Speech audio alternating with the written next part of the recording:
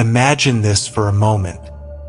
Somewhere in the crushing heart of the galaxy, beyond imperial charts, beyond astronomican light, beyond the reach of even memory, an entire civilization has survived for thousands upon thousands of years without anyone realizing what they truly are. How does a human people vanish and return as something the galaxy no longer recognizes? This is the central mystery of the Leagues of Votann, a mystery buried in gravity wells so violent that ships crumble, in star forges so dense that even the Adeptus Mechanicus cannot comprehend their workings, and in the forgotten archives of old Earth, records so old the Imperium doesn't even know what it lost. Today, across the galaxy, many still call them squats, as if these beings were nothing more than a curious off-branch of humanity, diminutive miners clinging to ancient grudges. Others mistake them for Xenos or for stoic machine clans unrelated to mankind at all. But these labels are the product of ignorance. They are the result of the Imperium encountering only shards of a people whose real civilization lies hidden far beyond the rim of human understanding. The truth is far older, far deeper, and far more unsettling. Because the kin, those powerfully built clone-descendant peoples who now step cautiously back into the wider galaxy, are not Xenos nor strangers. They are a lost human inheritance, a branch cut from the tree before the Imperium was even imagined. Their origins trace back to a time when humanity walked confidently across the stars, the age of technology, when the quest for resource mastery demanded fleets capable of mining entire stars, dismantling newborn systems, and traveling into regions of space others would not dare approach. The Long March fleets, as they were called, were considered some of the most ambitious undertakings of that golden age. Their mission: plunge into the galactic core, secure its unparalleled resource wealth, and prepare a chain of industrial footholds that could fuel humanity's expanding empire. But something extraordinary happened. They never returned. Historians throughout the Imperium write of this event as if the fleets were simply lost, swallowed by warp storms or torn apart by gravitational anomalies. But this explanation has always been suspiciously shallow. The fleets were equipped with some of the most advanced machinery humanity had ever constructed. Their navigators were backed by early protoaes dedicated to reading the turbulent tides of the core. Their vessels were hardened with layer upon layer of shielding beyond anything modern Imperial ships possess. So how does an entire branch of humanity vanish without leaving even a trace? This is the first great question that surrounds the Leagues of Votann, and it is the question that sets the tone for every strange truth that follows. When the Long March fleets entered the core, their leaders, the first ancestors, faced a reality far harsher than any projection imagined. The galactic core is not simply dangerous. It is a realm where physics bends under its own excess, where gravitational tides rip holes in time, where the warp frays and recoils against stellar density, and where the normal rules of space fold into chaotic compression. Yet somehow these fleets endured, cut off from old Earth, surrounded by impossible conditions. The first ancestors did what humanity has always done at the brink of extinction. They adapted. But their adaptation was something far beyond mere survival. It was systematic, directed, scientific. These leaders created the earliest cloneskeins, genetic templates engineered not for luxury or convenience, but for pure survival. Toughened bone density, hardened musculature, souls reinforced against warp intrusion, reflexes tailored to the conditions of the core. longevity shaped by engineered efficiency. These were not random mutations. They were intentional improvements. And from these cloneskeins rose the kin. The moment this transformation began, the fleets were no longer simply human expeditions. They were the genesis of a new society. A society built on genetic precision, industrial mastery, and absolute cooperation.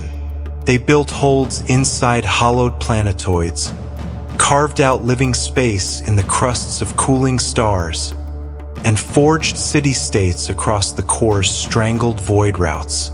Resources unavailable to the Imperium metallic hydrogen plains, hyperdense strata, and fusion-rich crystal seams became the foundation of kin prosperity. Yet the galaxy never noticed. Outside observers encountered only small prospecting parties, misunderstood their origins, and labeled them squats. To Imperial scholars, these were tiny, scattered abhuman enclaves. But this was like seeing a single ember and assuming the fire had died. Meanwhile, deep within the core, a technological civilization rivaling the Adeptus Mechanicus in raw capability and surpassing them in creative freedom, expanded quietly. And this leads to the second question. Why did the kin stay hidden? The answer is layered in pragmatism and fear. Because the core is a realm so hostile that even the Imperium's greatest ships cannot reliably navigate it. And because the kin had something worth hiding. At the heart of every league sits an ancient artificial intelligence unlike anything the Imperium has ever dared to touch. The Votann, the ancestor cores. These vast machine minds store not only knowledge but memory, cultural identity, genetic maps, history, industry, strategy, and millions of years of accumulated decisions. They guide the kin, protect them, and shape their evolving society. But there is a problem, a secret problem, one the kin have been forced to conceal from every outsider. The Votann are overloaded. They have processed too much data for too long. They hold too many memories, too many genetic patterns, too many branching decisions. Their clarity is fading. Their logic becomes uncertain. Their interpretations of ancestral wills grow clouded under the immense weight of millennia. And the Imperium, with its hatred of unregulated machine intelligence, must never know this. So the kin hid. They kept to the core.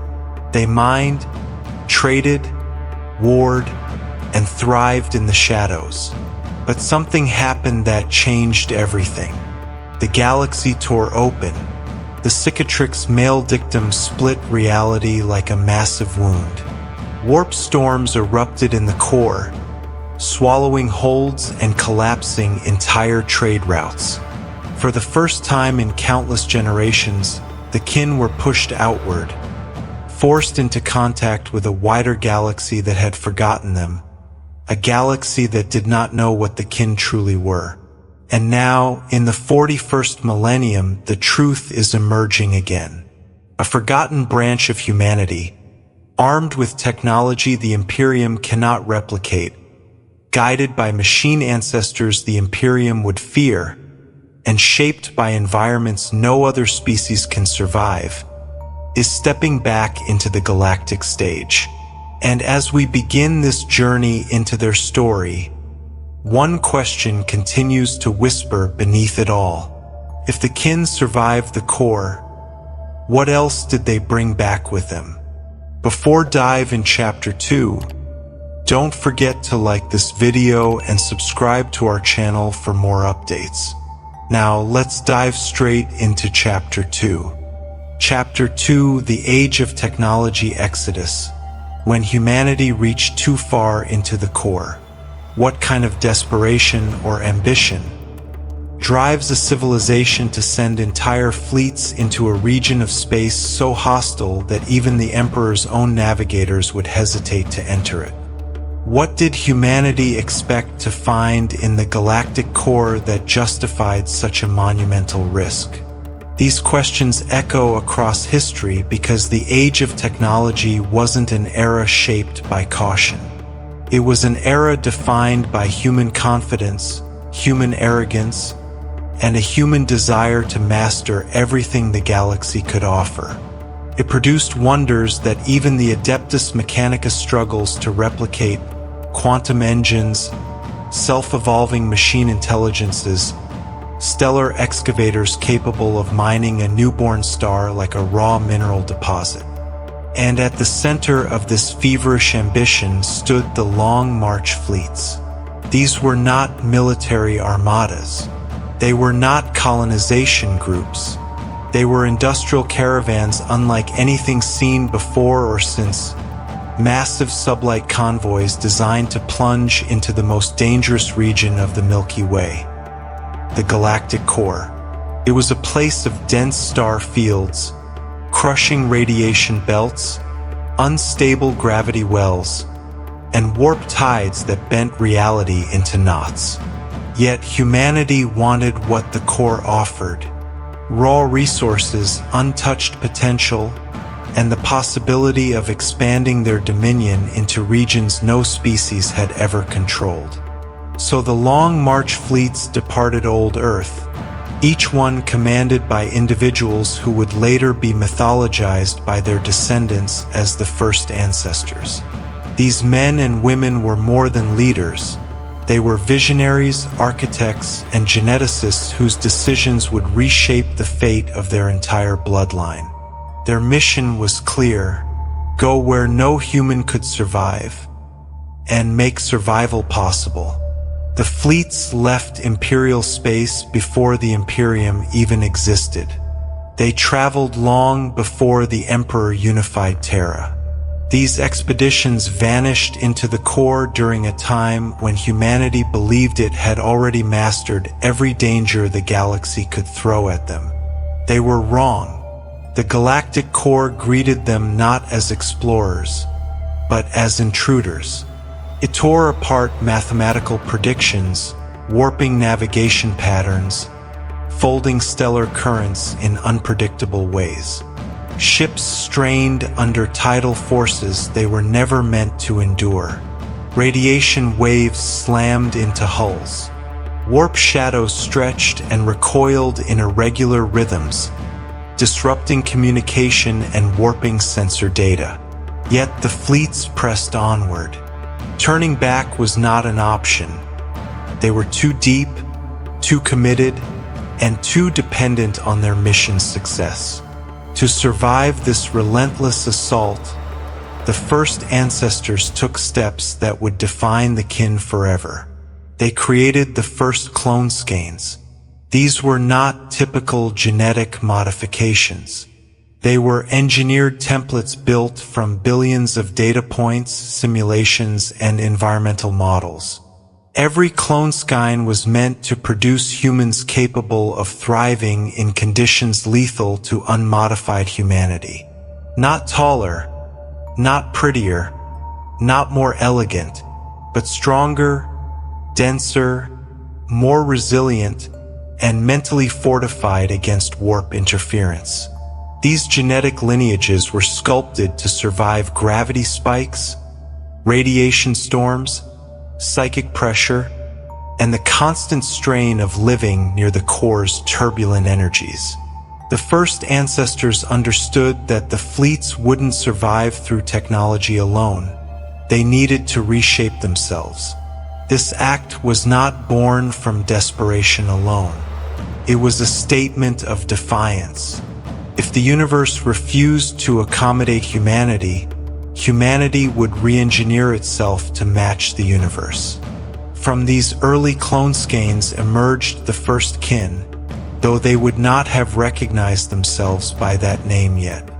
They were simply the next iteration of humanity, optimized for a realm beyond normal limitations.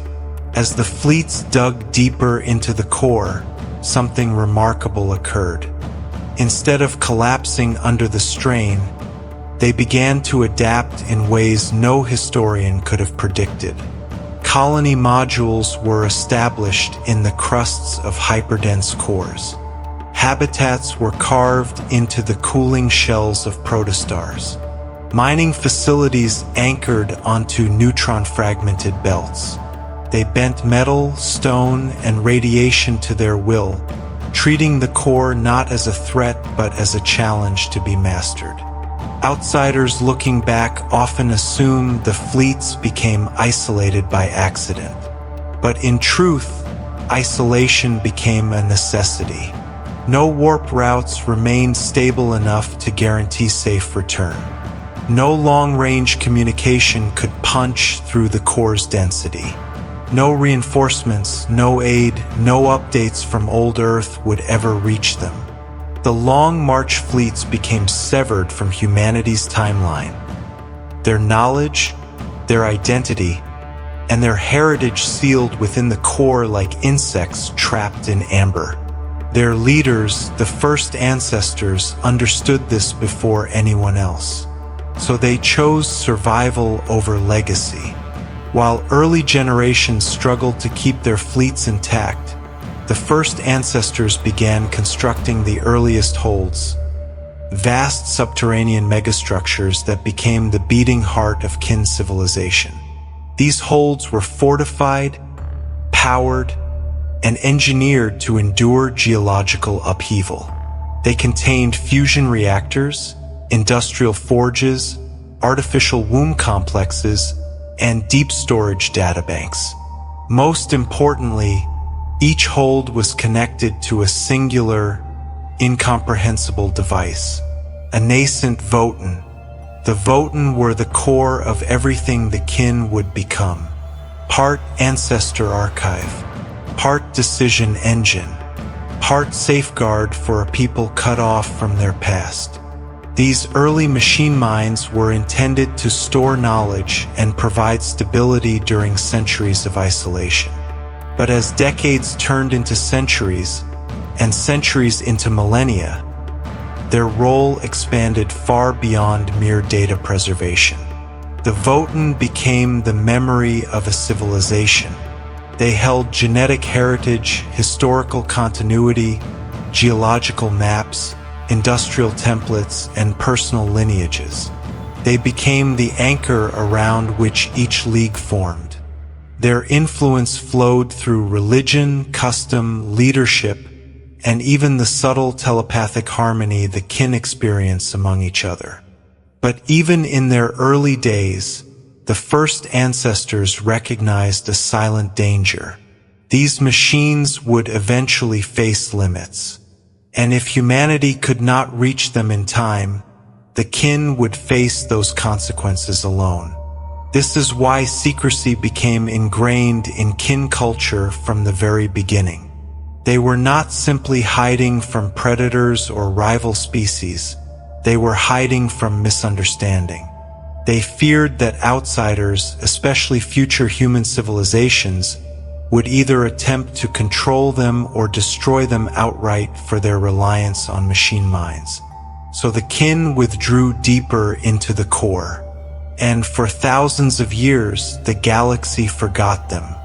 When Imperial explorers finally encountered fragmentary prospecting fleets, they had no idea what they were looking at. They saw stocky figures, strange technologies, and industrial ships operating in dangerous regions. They assumed these were abhumans, small, scattered, technologically curious. But they never realized they were looking at the embers of a civilization with millions of years of ancestral data guiding its evolution. The Leagues of Votann were not simply survivors. They were the perfected children of the age of technology, evolved in isolation, hardened by the galaxy's most hostile environment, and sharpened by machine minds older than the Imperium itself. And as the Votann grew, and the fleets spread, and the leagues solidified into sovereign nations within the core, The kin inherited a truth only they understood. They were alone, but they were unbroken. A forgotten branch of humanity had not only survived their exile, they had built a civilization capable of standing among the greatest powers of the galaxy. Chapter 3: Cloneskeins, Hearths, and Ironkin. Inside the hidden world of the kin. Ask yourself this: what kind of civilization survives for millennia in the crushing pressure of the galactic core, without falling to mutation, collapse, or the warp? What internal structure holds them together when isolation should have broken them apart? To understand the Leagues of Votann, you must understand their heart. Not their weapons, not their starships, but their society, the deep engineered architecture that allowed the kin to not merely endure the core, but thrive in it. This chapter pulls open the sealed doors of their holds, revealing the culture, biology, technology, and unity that make the kin one of the most resilient peoples in the galaxy. The cloneskeins, humanity rewritten by design, where humans in the Imperium mutate, fracture, or crumble under long-term environmental pressure, the kin do not. Their stability is not an accident. It is the inheritance of the first ancestors. The secret is the cloneskein, the genetically engineered template from which every kin lineage descends. Unlike random mutations or natural evolution, cloneskeins are intentional, precise, and rigorously maintained. Each cloneskein determines physical resilience, a psychological stability, warp-hardening resistance, a metabolic efficiency, a lifespan and aging curves, environmental tolerance. But their true power lies in their consistency. Every kin born from a cloneskein inherits a fraction of ancestral memory, not in a mystical sense, but in an instinctive familiarity with the tasks, traditions, and skills of their kindred. This gives the entire species an almost supernatural sense of cohesion. While humans must learn trust, the kin feel it as an instinctive baseline. Where humans suffer from emotional volatility, the kin are anchored by genetically engineered calm and communal alignment. This is not mind control, nor is it slavery to genetic programming. It is stability. It is balance. It is the elimination of extremes that tear human empires apart. To outsiders, this makes the kin appear stoic. To themselves, it is simply normal. Yet there is a deeper implication. The kin do not fear extinction. Their genetic templates are controlled, preserved, and reproduced with unwavering precision. Even if an entire kindred falls, their cloneskein persists, waiting to be activated again through the crucibles. This makes every kin feel profoundly connected to their lineage, both backward toward their ancestors and forward toward the children yet to be born. The 4 pillars, the structure of every hold. Inside every kin hold, no matter how small or how vast, for sacred structures define their existence. These are not symbolic shrines. They are functional cores around which life revolves. 1. The hearth, the beating heart of the hold. A supercharged plasma reactor that provides power, warmth, and identity. The hearth is not simply a generator. It is a symbol of the kindred's unity. To tamper with a hearth is a crime beyond treason. 2. The forge, where broker engineers shape metal, refine ores, craft weapons, build armor, and maintain the machines of the hold. Broker artisans are legendary, equal parts craftsmen, scientist, engineer, and warrior. Their belief is simple: a tool should last longer than the hand that wields it. This mentality gives kin technology a reliability the Imperium can only dream of. 3. The Fane, a shrine not to gods but to the Votann. Grimner, the psychic interpreters of ancient machine minds, gather here. They commune with their ancestor cores, seeking guidance, clarity, and ancestral memory. They are not priests, but translators, bridges between living kin and the decaying wisdom stored within the Votann. The Fane is where decisions of great consequence are grounded in ancestral logic. 4. The Crucible, perhaps the most sacred structure of all. The Crucible is the birthplace of new kin, an artificial womb complex where cloneskeins are stored, safeguarded, and selectively activated. Inside these chambers, life is treated as a craft. Every birth is intentional. Every lineage is preserved with respect. Every child carries the combined strength of their ancestors. If the Imperium understood what the Crucibles truly were, fear would spread like wildfire. Ironkin, the machine companions who are treated as equals. One of the galaxy's greatest misunderstandings about the kin is their relationship with machine beings. Where the Adeptus Mechanicus worships technology as a divine mystery, the kin treat it as a partner, rational, respected, and equal. The Ironkin are self-aware mechanical beings whose minds are built differently from human cognition. They are not servitors. They are not automatons. They are people. Ironkin work in logistics, engineering, a battlefield coordination, diplomacy, scientific pursuits. Their minds are logical yet adaptive. They can solve problems in parallel with broker engineers. They can understand emotional nuance without being ruled by it. They can negotiate with the same steadiness as any flesh and blood kin. What makes Ironkin so special is simple. The kin do not fear them. They trust them. They grew with them.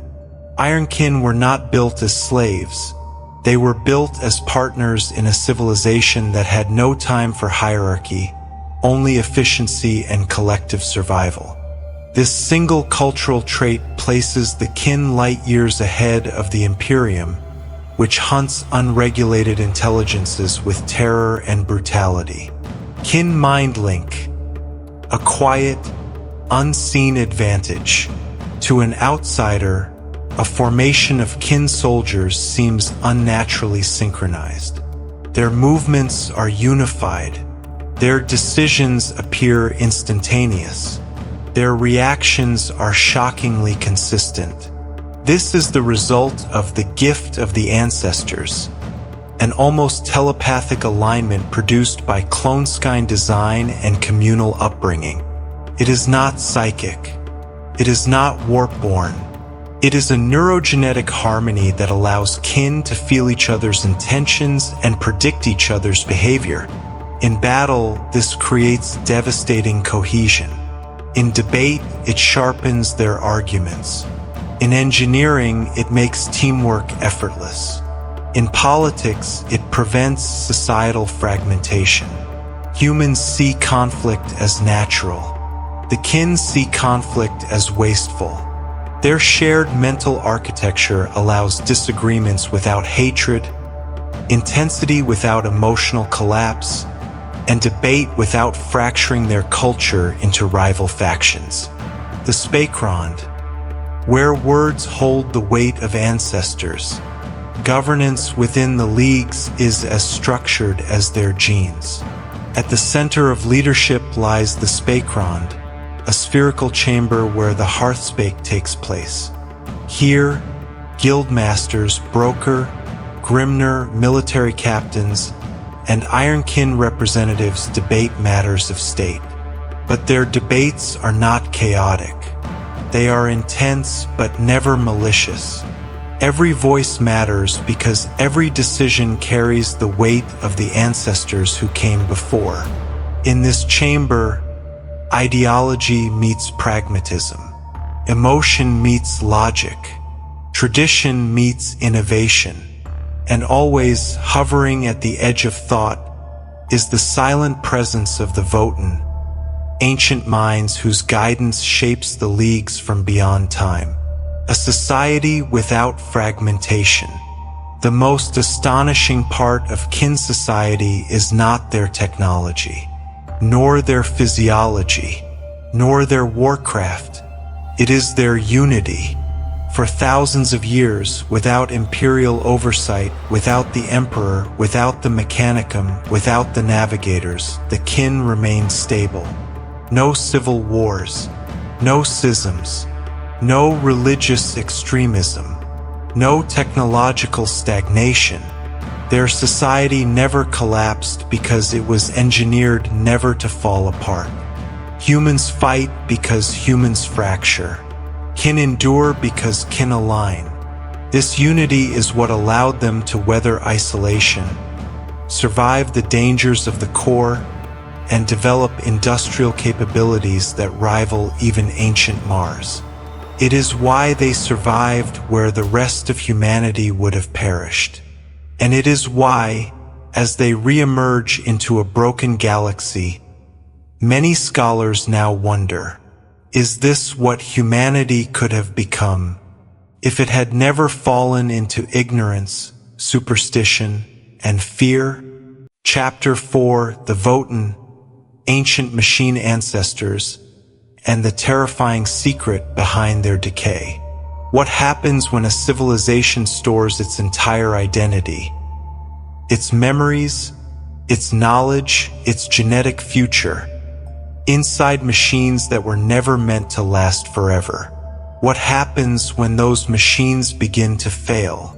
This is the most unsettling truth behind the Leagues of Votann. The secret that the Imperium must never learn. The secret the kin carry with quiet dread. The secret that defines everything they are and everything they fear they may become. Because the Votann are not simply archives. They are not mere databanks, not simple logic engines, not dusty relics of the age of technology. They are the ancestor cores, self-evolving machine minds built during humanity's golden age, designed to preserve history, genetic templates, cultural memory, industrial schematics, strategic doctrines, individual personalities, future planning models. The Votann were humanity's answer to isolation. If you cannot return to your past, carry your past with you. But over thousands of years, something began to go wrong. The creation of the Votann, when mankind tried to outrun time. During the age of technology, humanity excelled at building minds. Not AIs, but something more refined, more specialized, more controlled. The Votann were not designed to replace humanity, but to preserve it. Each Votann was intended to serve three primary functions. 1. Memory keeper. It stored the total records of the Long March fleet maps, knowledge, science, engineering, medicine, cloneskein data, political decisions, every scrap of accumulated wisdom. It was a digital vault meant to protect humanity's identity from erosion. 2.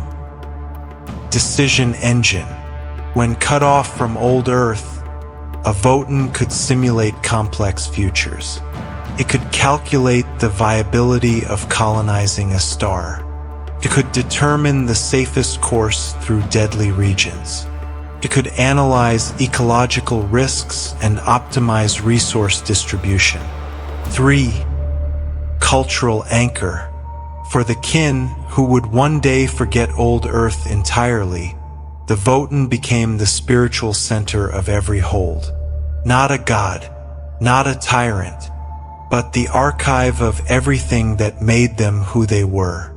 When the fleets vanished into the core, the Votann became indispensable. When communication lines died, the Votann became sovereign. When centuries passed without a single message from outside, the Votann became the only link the kin had to their origins. No other human civilization has ever had such a thing. No other has dared to build one. The burden of millennia, a problem no one anticipated. The first ancestors believed the Votann would remain stable indefinitely. They built them with memory partitions, maintenance cycles, and self-correcting logic. But they did not plan for one factor: time. The Votann are now thousands of years old. They have absorbed more information than they were ever designed to hold. They store every cloneskein ever created, every industrial pattern, every political decision, every historical record, countless personal memories, every iterative change to every kindred's lineage. And they have been doing this continuously without external support, correction, or oversight.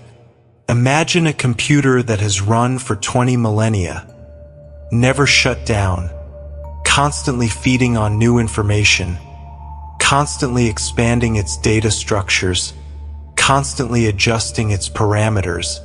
Eventually, no matter how well designed, it will overload. This is exactly what has happened. The Votann are slowly, undeniably breaking down. Their logic trees become tangled. Their memories blur together. Their clarity falters. Their directives begin to conflict. Their ancestral voices blend like an aging choir struggling to stay in harmony. This is not corruption in the chaos sense. This is not possession or mutation. This is entropy, the simple, inexorable decay of a machine carrying too much. The uncomfortable consequence: when a machine forgets itself. The kin do not speak openly about this. Even among themselves, it is a quiet dread. A Votann suffering data decay begins to exhibit contradictory commands, uneven emotional tone in memory echoes, difficulty parsing new information, rigid or strangely vague decision outputs, unexpected ritual repetition, alarming requests for data offloading. The Votann remain functional but not stable. Imagine your civilization's oldest ancestor losing clarity. Imagine the weight of 10,000 years blurring into confusion. Imagine the being that holds your genetic lineage beginning to misinterpret what should be preserved. The kin do not panic in the way humans panic. They are calm, rational, communal. But beneath that calm, a quiet terror grows. What happens if the Votann forget who the kin are supposed to be? The Imperium must never know. The Adeptus Mechanicus, if they discovered a living, ancient AI of this scale, would do one of two things: attempt to seize it, declare extermination-level purgation against the kin. There is no third option, because the Votann violate every religious law of the cult Mechanicus. They are machine minds with autonomy, bereft of the Mechanicum's sacred seals. They are repositories of forbidden human science. They prove that humanity once built fully independent AI, the very horror that triggered the men of Iron Catastrophe. To the Mechanicus, the Votann are techno-heresy on a scale that defies imagination. This is why the kin reveal nothing. This is why they avoid prolonged contact. This is why alliances remain temporary. Their survival depends on secrecy. The Grimner, translators of a fractured wisdom, Because the Votann no longer speak with perfect clarity, the Grimner, the kin's spiritual interpreters, play a vital role. They enter the Fane. They commune with the Votann's fragmented memories. They sift through distorted ancestral echoes like archaeologists digging through collapsing ruins. Their interpretations shape kindred decisions. Their insight guides strategies, industrial priorities, and social traditions. But sometimes, the Grimner hear contradictions. They hear two versions of the same ancestral memory. They hear a command that conflicts with a previous one. They hear echoes that feel wrong. They never question the Votann openly. That would be cultural blasphemy. But in the quiet spaces of kin society, everyone understands. The ancestor cores are aging, and no one knows how to repair them. The dilemma of a dying archive. Here lies the heart of the tragedy. If the kin do nothing, their ancestor cores will degrade further, losing clarity, losing precision, losing the ability to protect the society they shaped. If the kin try to fix the Votann, they risk altering their cultural anchor, an act that could unravel their identity and cause civil fragmentation, something they have never experienced. If they reveal the problem to the Imperium, they face annihilation. If they abandon the Votann altogether, they lose the foundation of their civilization. It is a deadlock, a slow, inevitable crisis, a philosophical cliff with no visible ground beneath it. And as the galaxy changes, as the Great Rift tears reality apart, the Votann face more data, more decisions, more burdens. The overload accelerates. The decay deepens. The kin move forward with stoic determination. But they carry a truth heavier than any or they mine. Their ancestors are dying.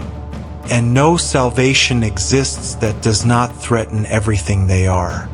Chapter 5: The War Minds of the Kin.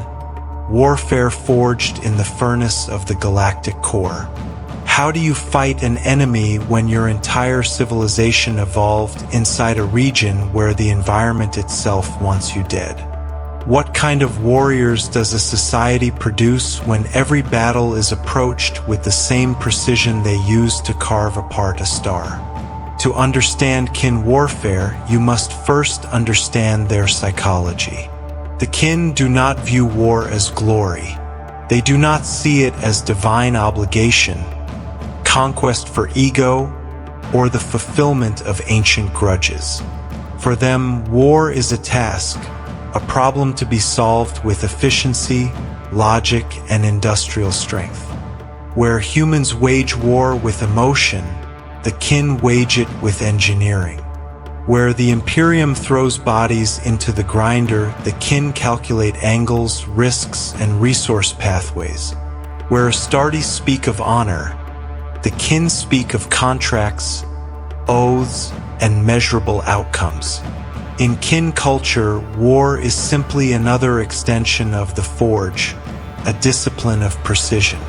But do not mistake this for coldness or lack of passion. The kin feel fiercely. They protect their kindreds with unbreakable devotion. They strike with explosive fury when their hearth is threatened. Yet beneath every decision lies the same unshakable philosophy. Victory is a matter of correct application of force. Nothing more, nothing less. The warriors, Hearthkin and the front line of Votann warfare. The backbone of every kin military force is the Hearthkin warrior. These are not conscripts or common soldiers. They are the product of centuries of genetic refinement, industrial craftsmanship, and cultural training. A Hearthkin warrior represents unwavering loyalty to their kindred, multidisciplinary combat expertise, an engineer's knowledge of weaponry, a miner's endurance, a soldier's discipline. Their armor is not merely protective, it is adaptive. Their weapons are not simple. They are modular systems built for harsh environments, cosmic anomalies, and alien threats. Every Hearthkin is expected to master arranged engagement, close quarters combat, a battlefield repair, environmental adaptation, tactical coordination. This is because the kin never send a specialist when a generalist can do the job more efficiently. If a Hearthkin squad is deployed, they are prepared for every scenario from asteroid sieges to subterranean ambushes to warp-distorted battlefields. The Imperium, for all its numbers, often misunderstands this. To a human commander, kin troops appear slow, but this is an illusion. The kin are not slow. They are deliberate. They do not move until they have analyzed the terrain, assessed enemy intent, and calculated the most efficient path to victory. And once they move, they are unstoppable. The Ironkin, scouts and prospectors of the impossible. While Hearthkin make up the solid core, the Ironkin pioneers represent the daring frontier of kin exploration and warfare. These scouts ride grav bikes and exploration rigs, drifting across battlefields with computational confidence. They map terrain with subatomic precision. They mark resource seams with survey lasers.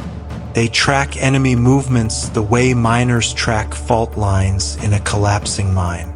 Their role is not simply reconnaissance. It is environmental dominance.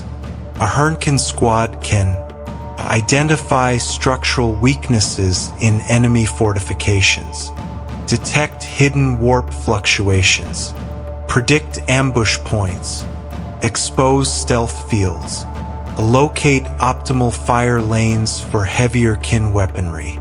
To the kin, information is not advantage, it is victory. The Chthonian Berserks, living furnaces of rage and genetic artistry. At first glance, the Chthonian Berserks appear contradictory to everything the kin stand for. Muscular warriors wielding plasma axes, hurling themselves into melee combat with terrifying ferocity. But the truth is more intricate. Berserks are engineered for controlled fury. Their cloneskein enhances a muscular density, pain threshold, a metabolic resilience, recovery rate, explosive adrenaline output. They are the industrial answer to a battlefield that demands shock impact. When a berserk charges, they move with the same force as a mining tremor. When they strike, they carve through metal, armor, and bone with the certainty of a plasma cutter slicing raw ore. But even in their fury, berserks are not uncontrolled. They are trained, purposeful, and intensely loyal to their forge and their hearth. Their rage is not wild emotion. It is a calibrated tool. The Ironkin warforms, machines built for strategy, not slavery, where the Imperium servitors scream silently under cybernetic mutilation, and where the Mechanicus chains its machines with dogma, the kin do the opposite. They trust their machines. They listen to them. They fight beside them. Ironkin warforms, towering robotic soldiers, are not simple constructs. They have personalities shaped by logic, refined by centuries of operation, and guided by loyalty to their kindred. These warforms include a heavy support mechs, a battlefield coordinators, fire support units, industrial combat hybrids. Unlike Imperial war machines, Ironkin do not rage, malfunction, or succumb to machine spirits. Their clarity is a weapon. Their logic is a shield. Their allegiance is absolute. This relationship between flesh and blood kin and Ironkin warforms is one of the galaxy's greatest cultural contrasts. Where the Imperium fears machine autonomy, the kin embrace it, and in doing so, they have created a war machine that blends human intuition with machine-perfect coordination. The unique mindset of kin warfare. To observe kin battle doctrine is to witness a philosophy of precision, and no wasted movement, and no overkill for its own sake, and no emotional impulses, and no reckless sacrifices. Everything is calculated. Everything is deliberate. Everything is designed to minimize risk and maximize efficiency. Their war doctrine arises from the same mindset used in mining: assess, stabilize, execute, extract. They treat war not as chaos, but as controlled demolition. This is why the kin are feared by orcs, not because the kin are stronger, but because the kin are impossible to intimidate. It is why chaos despises them. Not because they resist corruption, but because they cannot be manipulated. It is why the Imperium distrusts them, not because they are abhuman, but because they show humanity what humanity could have been. War is not an act of hatred. IT is an act of pragmatism. When the kin go to war, they do so because a contract demands it. A resource must be secured. A boundary must be defended. A threat must be eliminated. A debt must be honored. There is no cruelty in their brutality, only certainty. When they fight orcs, they do so with the same consistency they used to blast apart Starrock. When they face Necrons, they treat the encounter like dismantling ancient machinery. When they confront chaos, they respond not with fear, but with confusion, for the kin find the very concept of demonic corruption inefficient and irrational. Their ruthlessness is never personal. It is functional. Their efficiency is never cold. It is collective. Their brutality is never emotional. It is logical. And in this calm precision lies the true terror of kin warfare. They do not fight to win. They fight to remove obstacles. And obstacles, no matter how large, are simply problems waiting to be solved. Chapter 6: Allies, Enemies, and Cold Calculations. The kin against a hostile galaxy. What kind of civilization emerges from the galactic core after thousands of years, only to discover that every major power in the galaxy misunderstands them? What happens when a people shaped by logic, unity, and industrial might steps into a galaxy built on fear, superstition, and endless war? For the kin, the 41st millennium isn't simply a dangerous age.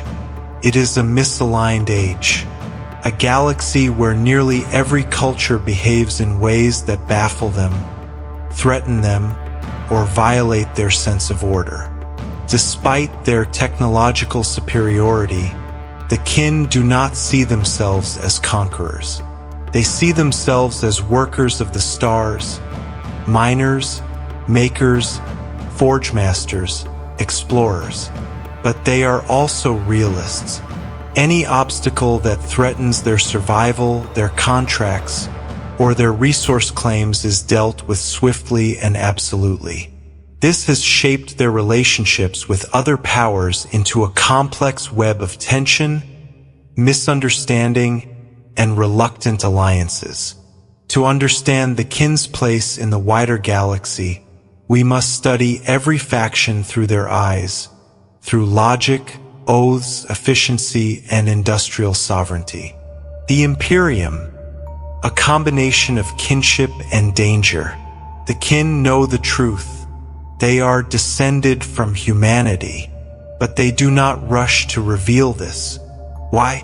Because the Imperium's reaction could be catastrophic. The Imperium sees the galaxy through a rigid lens. Human? Abhuman? Xenos? Heretic? The kin do not fit neatly into any category. They possess abhuman physiologies, but their technology is far beyond Imperial limits. Their clone reproduction would trigger suspicion. Their ancestor cores would trigger extermination. So the kin choose ambiguity. They allow the Imperium to call them abhumans when it suits them. They allow humans to mistake them for Xenos when it protects their secrecy. They trade when necessary. They withdraw when prudent. They fight when unavoidable. Their overall stance toward the Imperium is a blend of heavy checkmark caution, heavy checkmark distrust, heavy checkmark practical cooperation, and beneath it all, a quiet truth. The kin remember old Earth. The Imperium does not. To the kin, the Imperium is not a parent. It is a distant cousin who grew superstitious, fractured, and violent in their absence. The Adeptus Mechanicus, the most dangerous foe the kin could face. If the Mechanicus ever uncovered the existence of the Votann, ancient, autonomous machine minds, they would launch a crusade without hesitation. To the tech priests, the Votann are heresy, forbidden technology, evidence of humanity's lost mastery, a threat to the cult Mechanicus authority. The kin are fully aware of this. This is why any Mechanicus intrusion into the core is met with fortified resistance, immediate denial of access, and, if necessary, absolute annihilation. To the kin, the Mechanicus is not evil, but dangerously ignorant. They worship broken fragments of knowledge the kin preserved perfectly. They fear the machine spirits the kin understand as mechanical anomalies. They venerate patterns the kin treat as outdated templates. Conflict is inevitable because their ideologies cannot coexist peacefully. The Imperium sees the kin's technology as heretical. The kin see the Mechanicus as a malfunctioning religion built on misinterpretations of science. This is one of the great unspoken tensions in the galaxy. Orks, the enemy who makes the kin smile grimly. If there is one species that the kin understand on a practical level, it is the Orks. Orks expand. They consume. They infest. They mine crudely. They disrupt trade networks. They ignore boundaries. To the kin, Orks are not a philosophical enemy. They are a resource threat. Orks occupy asteroid belts, strip valuable minerals, sabotage infrastructure, and multiply endlessly. And so the kin respond the way they always do. Identify the problem. Apply overwhelming firepower. Extract resources. Move on. Orks fear nothing except unionized, well-armed miners who refuse to waste ammunition. There is a strange satisfaction the kin take in fighting Orks. Not joy, not glory, but the satisfaction of clearing debris from a mineshaft. The job must be done. There is no emotion in it. To Orks, the kin are stubborn runts with big guns. To the kin, Orks are predictable annoyances with poor engineering. The relationship is brutal and very straightforward. Necrons, ancient machines meet living industry. Here lies one of the strangest dynamics in the galaxy. The Necrons do not hate the kin. The kin do not hate the Necrons. But when they meet, the battlefield turns into an engineering thesis. Both sides analyze, calculate, adapt, optimize. A conflict between kin and Necrons resembles two master craftsmen arguing with weapons. Necrons test the durability of their constructs. Kin test the limits of their plasma technology. Both sides adjust tactics mid-battle like chess players refining moves. Yet beneath this mutual respect is a cold truth. The Necrons are a threat to living civilizations. The kin are living. Conflict is inevitable. Some kin see the Necrons as a dark reflection of what they could become if the Votann decay further. A warning, a mirror, possible future. Tyranids, the bane, enemy of all resources. The kin have a special name for the Tyranids. The bane. Why? Because Tyranids consume everything. They leave no minerals, no biomass, no infrastructure, no salvage. They erase the very resources the kin build their lives around. In kin logic, this makes Tyranids the perfect enemy, the purest threat, the most absolute opposition.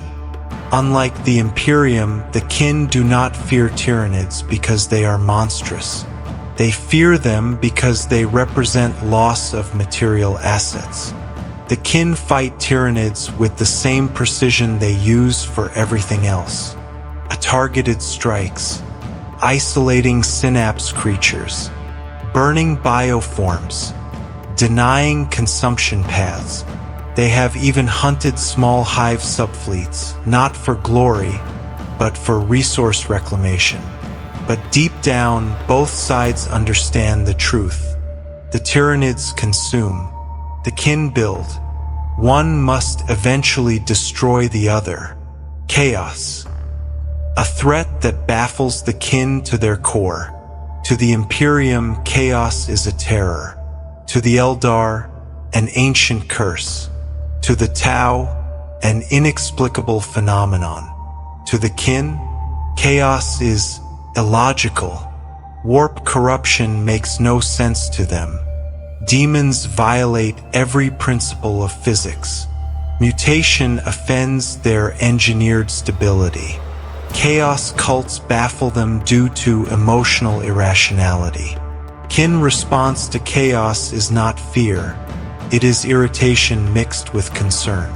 They fight chaos with cold precision, not desperation.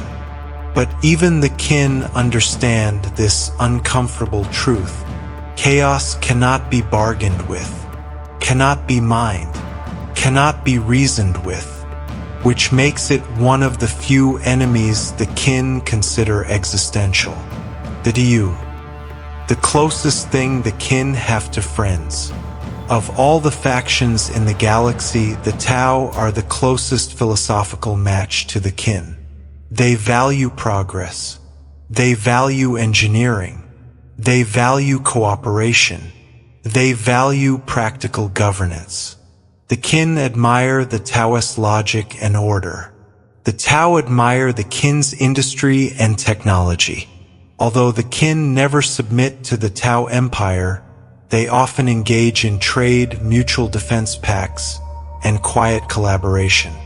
Their relationship is one of respect, practicality, shared principles. In another universe, the kin and Tau might have formed a powerful alliance. But in the grim reality of the 41st millennium, survival comes first. The kin's ultimate rule. If no one claims it, IT belongs to US. This is the foundation of kin territorial philosophy. If a system is unclaimed, unguarded, or abandoned, they consider it available for acquisition. This is not greed. It is logic. And used space is wasted potential. Unmined or is useless wealth. Unsettled systems are inefficiency personified. But the moment someone lays rightful claim, The kin respect it. Violations occur only when outsiders violate kin boundaries first. This creates a paradox. The kin are both peaceful and unstoppable, reasonable and ruthlessly practical, willfully isolated, yet deeply connected. And as new warp storms rip open the galaxy, every faction must now ask, what happens when the kin decide they need more space, and the galaxy refuses to get out of their way? Before dive in Chapter 7, don't forget to like this video and subscribe to our channel for more updates. Now, let's dive straight into Chapter 7. Chapter 7, When the Galaxy Breaks Open, the Great Rift and the Return of the Kin. What happens when a civilization built on stability meets an event designed to break reality? What happens when a people who spent millennia mastering order suddenly face a wound in the galaxy that obeys no law, no logic, and no ancestry? For the kin, the opening of the Great Rift was not just a cosmic disaster. It was a philosophical one. A galaxy-spanning tear in real space, the rift did more than split the stars in two. It violated the very principles the kin hold sacred: predictability, stability, engineering of the self, mastery of one's environment. The rift is none of these things. It is chaos rendered as geography. It is madness injected into the star map. It is the universe malfunctioning on a scale the kin cannot ignore. Until this moment, the kin had existed in relative isolation, shielded by the cosmic density of the core. They saw other species only intermittently, through trade or conflict. But the Great Rift changed everything. Warp storms erupted across their heartland. Trade routes collapsed. Entire holds vanished in storms without explanation. Signals warped, refracted, multiplied, or died. The Votann themselves struggled to interpret the new cosmic conditions. For the first time in thousands of years, the kin were forced to choose between isolation and extinction. The moment the rift tore open, when the core trembled. The galactic core is dense, hot, violent, and unpredictable, but stable. The rift broke that stability. New storms surged into the region with names the kin speak with quiet, uneasy pragmatism. Orgver, the storm that devoured whole fleets. A Cyclop, the double-spinning tunnel of warp lightning. The ninefold maw, a transient anomaly that ate signals as if it were hungry. A countless unnamed eddies swirling like unseen predators. The kin do not mythologize these storms. They do not treat them as demonic, divine, or prophetic. To them, each storm is simply a new hazard to be cataloged, a new obstacle to be overcome, a new void formation in need of classification. But cataloging is not the same as controlling. For the first time in living memory, the kin felt something they rarely experience: uncertainty. When a hearthhold is built, it is expected to last for centuries. When a kindred marks a territory, it assumes the region will remain accessible. When a league establishes a void crown, it expects trade routes to remain intact. The rift burned those assumptions to ash. The loss of holds, a wound the kin seldom speak of. Kin do not panic, but they do grieve. And the Great Rift brought grief on a scale unseen since the age of technology. Entire holds went dark, not conquered, not invaded, erased. The Grimner describe it as watching a hearth go cold. Some holds were swallowed by warp anomalies. Others drifted into unnatural gravity eddies. Some simply lost navigational coherence, their star lanes twisting into impossible angles, creating choke points that ships could no longer reach. And the kin do not abandon their own easily. Rescue attempts were made. Scouting missions were launched. Retrieval ships traced the last coordinates of missing kindreds. Most found nothing. Only silence. Only stormlight. Only the echo of a civilization severed from its anchors. For the kin, whose communal memory defines their identity, this was worse than war. This was the erasure of ancestry, the one thing their culture was built to prevent. The Votann and the Rift. When ancient minds face new chaos, the ancestor cores were never meant to process warp space behaving like torn cloth in the wind. Their logic engines began producing fragmented predictions, contradictory analyses, risk models with failure rates too high to be useful, ancestral memory echoes contaminated by cosmic interference. The Grimner, who commune with the Votann, reported something chilling. The ancestors grow strained. The overload that had been slowly poisoning the Votann for centuries now accelerated. The data streams from thousands of kindreds, each facing new threats and new losses, poured into machines already on the brink of saturation. The kin faced a crisis deeper than military threat. If the Votann lose clarity, the kin lose their past. If the kin lose their past, they lose themselves. This forced a decision the kin had avoided for millennia. They could no longer remain isolated. They could no longer hide in the core. They could no longer trust their region's stability. The galaxy was breaking open, and isolation had just become a death sentence. The Great Displacement. Kindreds take flight. For the first time since the Long March fleets left Old Earth, large-scale migration began among the kin. Kindreds fled collapsing regions. Prospector guilds rerouted through dangerous channels. Leagues prepared fleets for mass relocation. Ironkin calculated new star lanes using data models more complex than anything seen since the age of technology. Some left by choice. Many left out of necessity.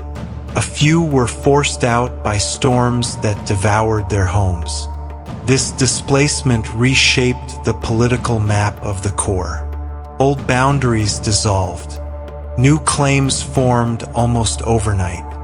Territorial overlaps sparked diplomatic tension. And yet, astonishingly, there were almost no internal wars. Why? The kin do not fight over loss. They unify to restore stability.